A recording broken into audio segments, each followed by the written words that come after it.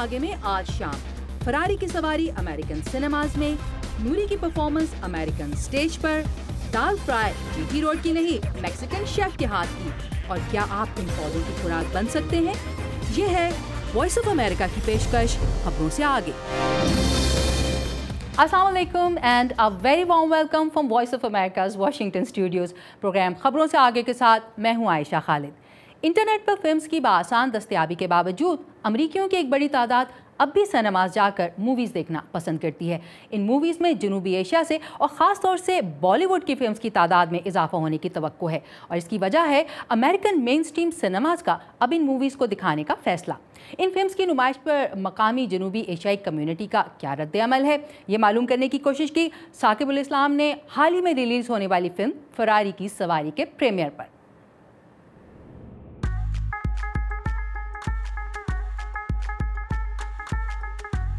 America के multiplex cinemas के अंदर हॉलीवुड की मूवीज़ के साथ इस वक्त बॉलीवुड की फिल्में भी दिखाई जा रही हैं और इस बारे में यहाँ रहने वाले साउथ एशियन कम्युनिटी के लोगों का क्या कहना है, आइए उनसे पूछते हैं।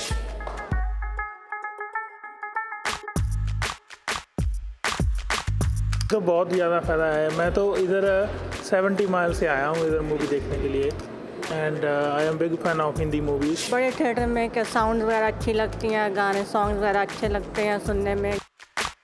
पहले ऐसे ही second third rate movie theatre होते थे, उसमें बैठने की भी इच्छा नहीं होती थी। अभी ये जो थिएटर है they are state of the art theatres और साफ़ सुथरे भी हैं। क्लीनर, बहुत सफाई लगती है यहाँ पर। सीटिंग अरेंजमेंट अच्छा है, पार्किंग वगैरह कोई प्रॉब्लम नहीं है। दिल्ली में मूवी देखने जाओ तो पार्किंग की प्रॉब्लम है इतनी, सहूलियत बहुत ज़्यादा हो गई। देखिए, सबसे पहले तो आपको इजीली एक्सेसिबल होती हैं फिल्म, ज़्यादा थिएटर्स में लगती हैं। तो दूसरी चीज़ मल्टीप्लेक्स में होंगी तो जो कन्वीनियंस होता है वो बढ़ जाता है। इस कारण से आप मीन्स ज़्यादा चाहते हो कि जाओ फिल्म देखने और इन्जॉय करो। ये बताइए कि आज आप कौन सी मूवी देखने आए हैं? फरारी की सवारी। फरारी की सवारी।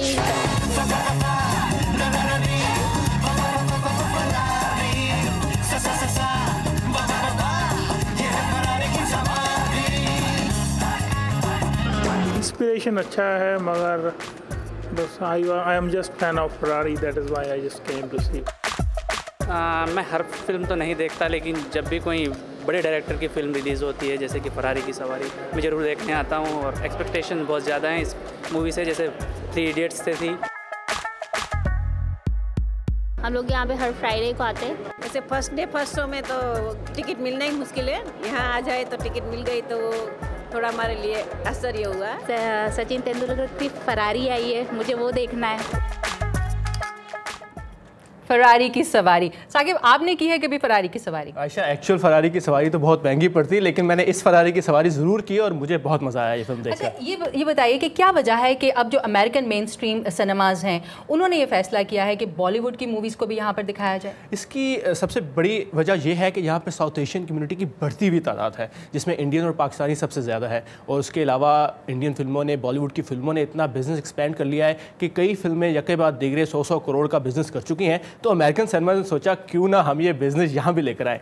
तो फिर यहाँ पर वो फिल्में दिखाई गई और बहुत अच्छी प्रतिक्रिया मिली, बहुत ज़्यादा लोग आते हैं उन फिल्मों को देखने। और इसमें सबसे अहम बात यह है कि इंडियंस के साथ, पाकिस्तानियों के साथ अमेरिकन भी ये फिल्में देखने आते हैं। और पाकिस्तानी मूवीज़ जब यहाँ पर दिखाई जाती हैं उनको कैसा रिस्पॉन्स मिलता है? कुछ अच्छी फिल्में जैसे बॉल और खुदा के लिए जब दिखाई गई तो उनको भी देखने के लिए बहुत से अमेरिकन, पाकिस्तानी और साउथ एशियन आए देखने के लिए। And it's time to move on with the show. लेकिन साकिब, इससे पहले कि आप स्टूडियो से जाएं, ये बताइए कि पाकिस्तानी म्यूज़िक बैंड नूरी को नूरी आपको कैसा लगता है? नूरी तो is one of my favourite bands, बहुत अच्छे, ज़बरदस्त। और वाशिंगटन डीसी में जो Kennedy centre of performing arts वाक़ है उसके बारे में आपकी क्या राय है? Kennedy centre is very prestigious stage और वहाँ पर परफॉर्म करने का ख्वाब तो हर फनकार देखता है मेरे ख्याल से। अगर इन दोनों को यकजा कर दिया जाए? Oh, that will be bombastic and a dream come true.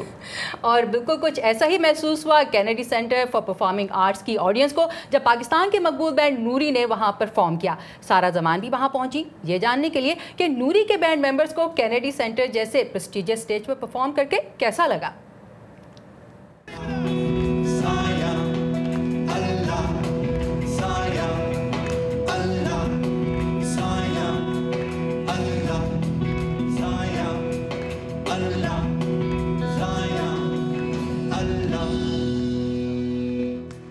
हमारे पेट में दर्द हो रही है थोड़ी थोड़ी।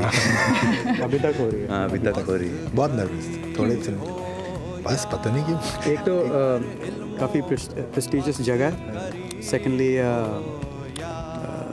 there are a lot of leaders from both the countries, in fact from different countries also. At a concert like this, you guys are the leaders. Nobody cares about the people sitting in the audience. उसी वजह से पेट में दर्द हो रही थी। आप लोग पूरे यूएस में टूर करेंगे, छोटे बड़े वेन्यूज़ में। कैसा इज़ देयर अ चैलेंज के लोगों को म्यूज़िक तो सुनाई दे रहा है पर जो आप कह रहे हैं वो शायद समझ नहीं आ रहा है? Is there a problem? हमने थोड़ी सी चालाकी की है, हमने बहुत सारे अंग्रेज़ी गाने तैयार कर लिए जो हमने ले करने थे। असल में बात यह है कि हम सबने शुरुआत अंग्रेज़ी, इनके अलावा मैंने और गम्मी तो शुरुआत अंग्रेज़ी गानों से की। हम लोग जेन्युइनली बहुत बड़े फ़ैन हैं। गम्मी ने ड्रम बजाया, इट्स एन इंग्लिश इंस्ट्रूमेंट, मैं गिटार बजाता हूँ।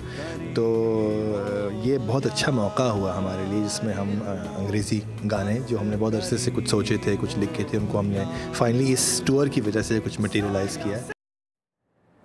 नूरी के मेंबर से आपकी हुई मुलाकात। पाकिस्तानी म्यूजिशियन अरीब अजहर भी इन दोनों अमेरिका आए हुए हैं अपने पहले परफॉर्मेंस टूर पर। आप उन्हें सूफ़ी मौसीकी के हवाले से तो जानते होंगे, सारा ज़मान लाई हैं आपके लिए उनकी शख्सियत के कुछ नए एंगल्स।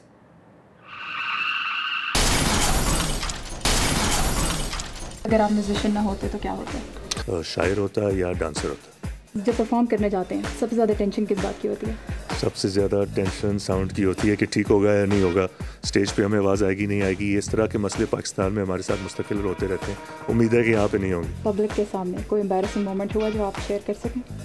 ये तो काफ़ी मरतबा हो चुका है कि जब बिल्कुल आप अपनी पीक पे हों गाने में और बीच में आपकी गिटार की तार टूट जाए और अब आप क्या करते हैं, अब एकदम से सारा आपका मूड भी टूट जाता है और आप कुछ कर भी नहीं सकते। और आपको कई दफ़ा हुआ है। हाँ मतलब ये तो होता है हर एक के साथ जो भी गिटार पे परफॉर्म करता है, हुआ होगा। तो बस उसके लिए जब तक मैं दूसरा गिटार साइड पे नहीं रखूँगा इस तरह की एम्बैरेसिंग मोमेंट्स तो आती रहेंगी। इससे कोई ज़्यादा मेरे ख्याल में कोई खास नहीं होगा। ये बताइए, घर से निकलते हुए कोई एक ऐसी चीज़ that you can't leave without? Mobile phone, cigarette का packet. One thing that people don't know about you? कुछ चीज़ें तो मैं शेयर भी नहीं करूँगा। क्या बता सकता हूँ? I don't know what people know about me, what they don't know about me. Lastly, media से बात करना कैसा लगता है?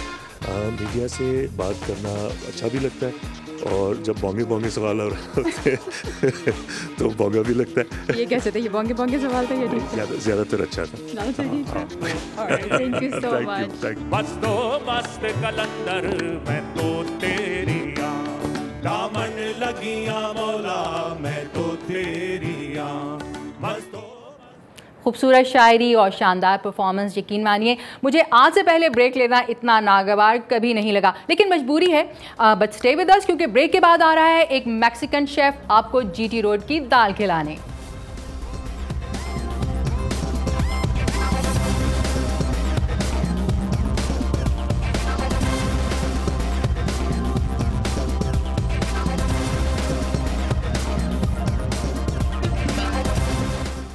Welcome back. अमेरिका को तारकीन वतन का मुल्क कहा जाता है और आज इसकी आबादी की शक्ल कुछ यूं हो चुकी है कि इसके शहरों में हर रंग और नस्ल के लोग नज़र आते हैं जो एक बेहतर ज़िंदगी की ख्वाहिश में अमेरिका का रुख करते हैं। मोहम्मद आतिफ ह्यूस्टन से इस रिपोर्ट में हमें एक ऐसे तारिके वतन से मिलवा रहे हैं जो हस्पानवी नस्ल का है और स्पेनिश के अलावा कोई और ज़ुबान नहीं बोल सकता, लेकिन खाना पाकिस्तानी पकाता है। अमेरिका के जिन बड़े शहरों में पाकिस्तानी तारकीन वतन की बड़ी तादाद आबाद है उनमें से एक है रियासत टेक्सास का शहर ह्यूस्टन। पाकिस्तानी कम्युनिटी में ये शहर कराची के सिस्टर सिटी के तौर पर भी जाना जाता है। अमेरिका के अक्सर बड़े शहरों में ऐसे बाजार हैं जहां हर तरफ पाकिस्तानी कारोबार नजर आते हैं और देखने में ये जगह पाकिस्तान टाउन लगती हैं। ह्यूस्टन में भी ऐसे बहुत से छोटे बड़े शॉपिंग एरियाज हैं जहां Pakistani restaurants, saloons, boutiques, refreshment और हैंग आउट प्लेसेस कायम हैं। ये रेस्टोरेंट्स या इनका खाना तो वैसा ही है जैसा पाकिस्तान के हर शहर में मिलता है, लेकिन इनका किचन कुछ मुख्तलिफ मंजर दिखाता है। जी हाँ, मैं गया ह्यूस्टन के एक पाकिस्तानी रेस्टोरेंट में। रॉयल रेस्टोरेंट का मालिक एक पाकिस्तानी है, लेकिन न सिर्फ इसका किचन स्टाफ बल्कि शेफ हस्पानवी नस्ल के हैं और इनकी खूबी ये है कि ये सब्जी, दाल और गोश्त सभी कुछ पाकिस्तानी स्टाइल में पका लेते हैं, चाहे तंदूरी नान हो या पालक पनीर, चिकन कढ़ाई हो या दाल फ्राई। मैंने उनसे बात करने की ख्वाहिश का इजहार किया तो पता चला कि ये अंग्रेजी नहीं बोल सकते। टॉमस मार्टिनेज से बात करने का शौक तो पूरा ना हुआ, मगर उसके हाथ का खाना खाकर बार बार खाने को जी चाहा। Mohammad Atif, Urdu VOA, Houston, Texas. जब आपके पसंदीदा रवायती खानों और मसालों को दूसरी सकाफतों के लोग भी पसंद करने लगे तो एक फ़ख्र भरी खुशी का एहसास होता है। जैसे यहाँ के पाकिस्तानी और इंडियन रेस्टोरेंट्स में अमरीकियों को चिकन कढ़ाई खाते देखकर एक अजब सी खुशी महसूस होती है। हाल ही में वाशिंगटन में एक समर फैंसी फूड शो मुनक्किद किया गया, जिसका मकसद अमेरिकन्स को मुख्तलिफ सकाफतों के खानों के जायके से रुशनास कराना था। तफसीलात मदिहा अनवर से। मेम डायन को अफ्रीका में अपने घर के सहन में लगा बाओबैब का कदीम दरख्त आज भी याद है। जब वो नन्ही बच्ची थी तो उन्हें इस दरख्त पर चढ़ने या इसकी शाखें काटने की इजाज़त नहीं थी।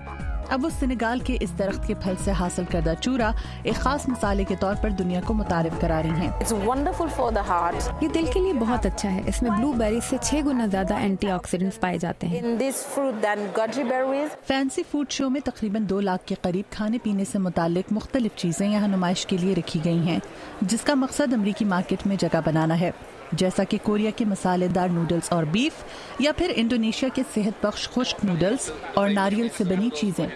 ये चिली के खानों का फूड ट्रक है। हम चिली के रिवायती खाने यहाँ लाए हैं। हमारे मुल्क के पहाड़ी, शमाली और जनूबी हिस्सों में मुख्तलिफ पकवान तैयार किए जाते हैं। हमने इन सभी की वैरायटी यहाँ रखी है और ये सेहत बख्श भी हैं। इस शो में 50 से ज्यादा मुल्क हिस्सा ले रहे हैं। पिछले चंद सालों में नुमाइश में हिस्सा लेने वाले मुल्कों की तादाद तो नहीं बढ़ी, लेकिन अमरीकियों की जानिब से आलमी सतह के खानों में दिलचस्पी में इजाफा जरूर हुआ है। वाशिंगटन की मुख्तलिफ दुकानों को तेल और सिरका फराहम करने वाली एक दुकान की मालिका रिने हैं, जो अपनी दुकान के लिए नुमाइश से चीजें खरीदती हैं। इस शो की एक अच्छी बात यह है कि मैं मुख्तलिफ मुल्कों के उन लोगों से मिल सकती हूँ जिनके खाने यहाँ रखे गए हैं, और उनसे पूछ सकती हूँ कि ये कैसे बनाए जाते हैं।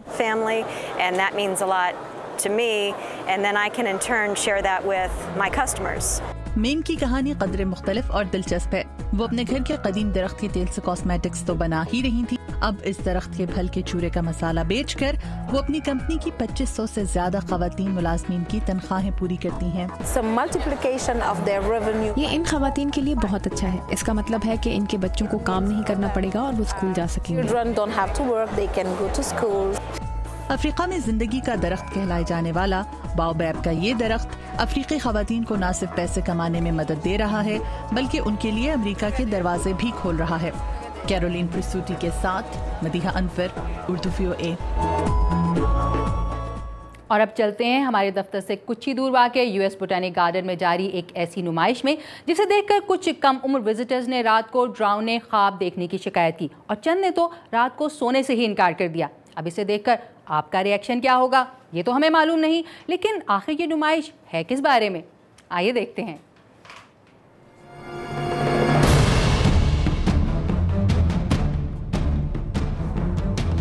आई नो इन हरे भरे और मासूम नजर आने वाले पौधों के साथ ये म्यूजिक कुछ भाता नहीं, लेकिन अगर मैं आपको ये बताऊं कि ये पौधे गोशखोर हैं तो क्या फिर आप मेरी चॉइस से इत्तेफाक करेंगे?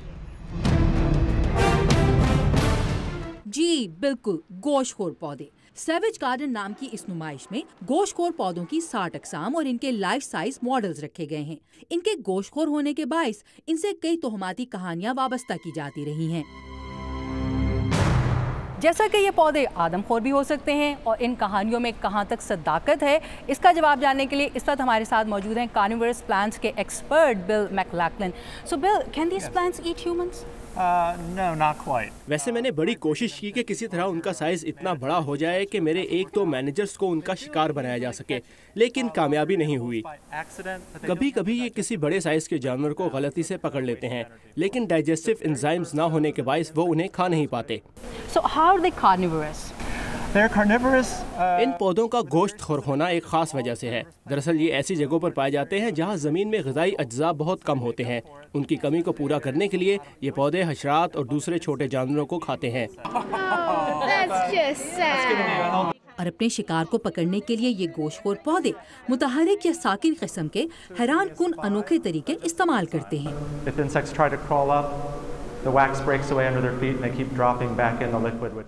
जैसे विजिटर्स को इस डेमो में पिचर प्लांट के बारे में बताया गया कि ये कैसे साकिन रहते हुए भी अपने मटके में गिरने वाले कीड़े मकोड़ों के फरार की कोशिशों को नाकाम बना देता है। और कैसे वीनस फ्लाई ट्रैप अपने पत्तों के शिकंजे में कीड़ों को बंद करके शिकार करता है। Okay, Bill, tell me one thing. Yes. If I try to feed the plant this cookie. और आखिर में हमने एक पाकिस्तानी कुकी भी अमेरिकन वीनस फ्लाई ट्रैप को खिलाने की कोशिश की। It did close on it.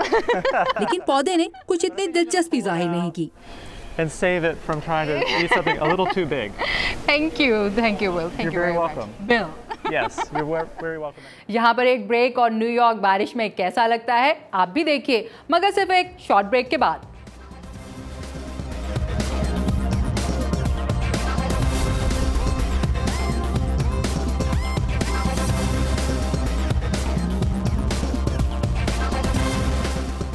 Welcome back.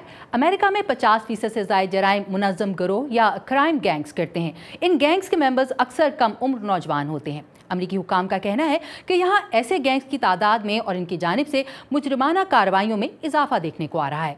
लेकिन वाशिंगटन से थोड़े ही फासले पर वाक़े आर्लिंगटन के इलाके में ऐसी वारदातों में कमी हुई है। अब्दुल अजीज़ खान बता रहे हैं कि गैंग्स के खिलाफ कौन सा तरीका कारगर साबित हो रहा है। वाशिंगटन के करीब रियासत वर्जीनिया के इस फुटबॉल ग्राउंड में होने वाला ये मैच इसलिए करवाया जा रहा है कि नौजवानों की दिलचस्पी जराइम पेशा सरगर्मियों के बजाय खेलों में पैदा की जाए। रॉबर्ट विल्चर्स बताते हैं कि इनके इलाके में जराइम पेशा गैंग्स कितना बड़ा मसला है। मेरे ख्याल में ये अमेरिका में अक्सर इलाकों का मसला है, कोई भी बच्चा इससे महफूज नहीं। आर्लिंगटन काउंटी की पुलिस ये कहती है कि 50% गैंग्स लातीनी अमरीकियों की हैं। इनमें मारा साल्वाट्रूचा भी शामिल है, जिसे MS-13 कहा जाता है। लॉस एंजलिस से शुरू होने वाला ये गैंग अब अमेरिका, कनाडा और मेक्सिको तक फैल चुका है। पुलिस कहती है कि ये छोटे जराइम से लेकर इंसानी स्मगलिंग, मनशियात और कत्ल तक की वारदातों में मुलव्विस हैं। The park that we just passed has been known to have some gang activity in it as well. मगर आर्लिंगटन के पुलिस कैप्टन ब्रायन बर्क कहते हैं कि इस इलाके में 1990 में गैंग मेंबरान की तादाद सैकड़ों हुआ करती थी, आज ये 100 के करीब रह गए हैं। वो कहते हैं कि इसकी वजह बेहतर कानून साजी के साथ साथ 300 से ज़ायद तालीमी प्रोग्राम भी हैं। It's not something that I feel you can claim victory on. इसको हम अपनी कामयाबी नहीं कह सकते क्योंकि ऐसे ग्रोह सफ़र में रहते हैं। अगर हमारी तवज्जो इन पर से हटी तो ये इलाके में वापस आ जाते हैं। इस फुटबॉल मैच के जरिए पुलिस उन बच्चों तक पहुंचना चाहती है जिनको जराइम पेशा गिरोह अपनी तरफ मुतवज्जो करना चाहते हैं। अगर आप किसी गैंग में शामिल हो जाएं, चाहे बराह रास्त भर्ती हो या उनके मेंबरान के साथ उठना बैठना शुरू कर दें, इसके बाद आप अपने फैसले उनकी मर्जी के बगैर नहीं कर सकते। 16 साल रॉड्रिगो नियरो को ये बात समझ में आती है। I think it's a really good message because ये बिल्कुल दुरुस्त पैगाम है क्योंकि ये ग्रोह बच्चों को अपने अंदर खींच लेते हैं और फिर इनमें से निकलना मुश्किल होता है। रॉबर्ट विल्चर्स इस 7 साल कामयाबी से खुश हैं। वो कहते हैं कि अगर उन बच्चों तक पुलिस पहले पहुंच जाए जिन तक गैंग मेंबर पहुंचना चाहते हैं तो ही इस जंग में कामयाबी हासिल हो सकती है। जेफ स्वाइकोट के साथ अब्दुल अजीज़ खान, उर्दू VOA। अमेरिका में हाल ही में कई ऐसे साबिक फुटबॉल प्लेयर्स की खुदकुशी के वाक़यात ने सर पर चोट लगने के हवाले से तशवीश में इजाफा कर दिया है, जो डिप्रेशन और याददाश्त की कमज़ोरी से मुतासिर थे। अमेरिका की नेशनल फुटबॉल लीग में शामिल ज़्यादातर खिलाड़ी कम उम्री में यूथ फुटबॉल लीग से अपना स्पोर्ट्स करियर शुरू करते हैं। ताबिंदा नईम बता रही हैं कि नौजवान खिलाड़ियों को सर की चोट से बचाने के लिए अब अमेरिका में फ़ुटबॉल के क़वानीन तब्दील किए जा रहे हैं। अमेरिकी फुटबॉल एक मुश्किल गेम है। खिलाड़ी एक दूसरे से अक्सर टकराते हैं। खेल तरक्की कर गया है और हेलमेट्स खिलाड़ियों को सर की चोट से किसी हद तक बचाते भी हैं, लेकिन पॉप वार्नर मेडिकल बोर्ड के चेयरमैन न्यूरोसर्जन जूलियन बेल्स के मुताबिक हेलमेट खिलाड़ी को दिमाग पर चोट से नहीं बचा सकते। आपके सर पर 6 इंच मोटा हेलमेट हो और सर अच्छी तरह महफूज हो तब भी हम खास तौर पर देखते हैं कि चोट से दिमाग पर क्या असर हुआ है। 2006 में अमरीकी रियासत वाशिंगटन के एक 13 साला खिलाड़ी जैकरी लिस्टेड को एक फुटबॉल मैच के दौरान सर की जबरदस्त चोट आई थी और दिमाग को नुकसान पहुंचा था। रियासत के गवर्नर ने बाद में एक कानून पर दस्तखत किए जिसके तहत फुटबॉल टीम्स के कोचेस पर डॉक्टर की मंजूरी लिए बगैर खिलाड़ियों को फील्ड में दोबारा भेजने पर पाबंदी लगा दी गई। ऐसी ही पाबंदियों को दूसरी रियासतों और अमेरिका की नेशनल फुटबॉल लीग ने भी इख्तियार किया। अमेरिका में हर साल कम उम्र खिलाड़ियों को सर में चोट लगने के 20 लाख वाकयात पेश आते हैं। डॉक्टर बेल्स के मुताबिक कॉलेज की सतह की फुटबॉल खत्म होने तक खिलाड़ी कई मरतबा सर में या दिमाग में चोट खा चुके होते हैं। Pop Warner Little Scholars program कम उम्र खिलाड़ियों को फुटबॉल की बुनियादी बातें सिखाता है। इस बैनर तले इस वक्त 5000 टीमें खेल रही हैं। एग्जीक्यूटिव डायरेक्टर जॉन बटलर के मुताबिक ग्रुप के नए सेफ्टी रूल्स खिलाड़ियों को प्रैक्टिस के दौरान एक दूसरे से कम 3 मीटर का फासला रखने का पाबंद करते हैं ताकि तेज रफ्तारी से टकराने की सूरत में चोट का असर कम से कम हो। लेकिन अमेरिकन फुटबॉल के नए कवानीन खिलाड़ियों को सिर्फ प्रैक्टिस के दौरान ही चोट से बचा पाएंगे। खिलाड़ी मैच से ज्यादा वक्त प्रैक्टिस में गुजारते हैं, ज्यादा चोटें प्रैक्टिस के दौरान आती हैं। डॉक्टर बेल्स के मुताबिक प्रैक्टिस गेम्स का अंदाज तेज रफ्तार और बेरहम होता है। इन्हें उम्मीद है कि अमेरिकन फुटबॉल के कवायद तब्दील करने से सर में चोट के वाकयात में 60% कमी आ सकेगी। हम इस तरीके से एक ही बार में दिमागी चोट के वाकयात में कमी ला सकते हैं और देख सकते हैं कि इससे गेम पर क्या असर पड़ता है। इसी दौरान अमेरिका की कौमी फुटबॉल लीग के खिलाफ 2000 साबिक फुटबॉलर्स ने एक मुकदमा दायर किया है जिसमें इल्ज़ाम आयद किया गया है कि खिलाड़ियों के सर में चोट से मुतालिक ज़रूरी मालूमात छुपाने की कोशिश की गई। प्लेयर्स यूनियंस और टीम ओनर्स के दरमियान मुज़ाकरात के नतीजे में यहाँ खिलाड़ियों के तहफ़्फ़ुज़ के पहले ही कुछ इक़दाम किए गए हैं। लेकिन नए क़वानीन पर इस साल अगस्त से अमल दरामद होगा जब फुटबॉल लीग के नए सीज़न का बाकायदा आगाज़ होगा। ये था आज का शो, लेकिन इससे पहले कि हम आपको खुदा हाफिज़ कहें, ये बताइए कि बारिश का मौसम आप कैसे मनाते हैं। मुझे ज़्यादातर की आवाज़ आई कि पकौड़े खाकर, राइट, कुछ की ये भी आवाज़ आई कि मच्छर मारकर। वेल, अपनी अपनी किस्मत है और शौक़ भी। मैं आपसे लूँगी इजाज़त, लेकिन शो के अख्ताम से पहले आमिना कमाल आपको दिखाएंगी कि न्यूयॉर्क में बारिश का मौसम कैसे मनाया जाता है। मेरी तरफ से अल्लाह हाफिज़।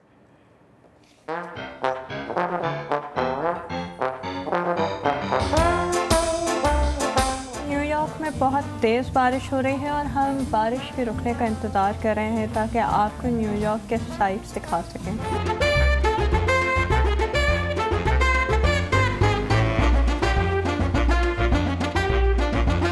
बारिश तो नहीं रुकी। Hello ladies. लेकिन ये माँ बेटे भी बारिश से डरने वाले नहीं थे। Yesterday we saw the Statue of Liberty, so she really liked, and we saw again and again, and I show her and all the New York.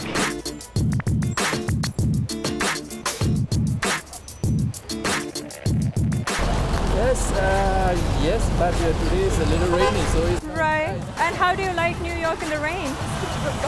Rain is not good for us.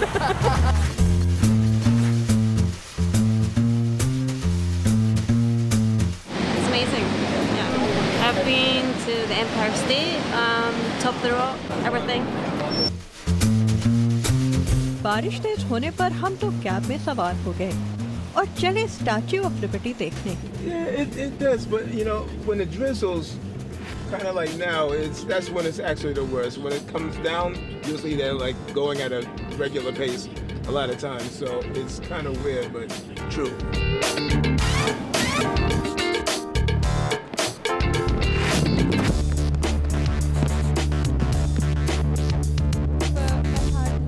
कुछ देर को ही सही, लेकिन ठहरे जरूर।